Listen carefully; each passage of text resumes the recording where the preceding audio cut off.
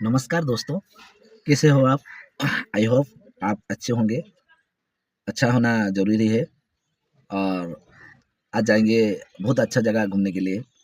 सो Khurda road से करीबन 15 kilometres दूर है।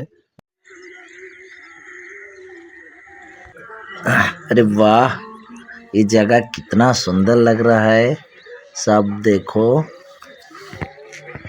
घूमने के लिए बहुत बदमा। ये है मंदिर।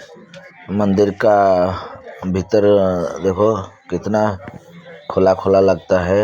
बहुत अच्छा लगता है ये मंदिर का। प्रभु महादेव प्रणाम कीजिए। और यहाँ पे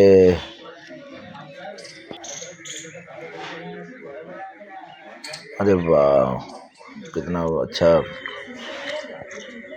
लोकेशन, बहुत अच्छा लगता है।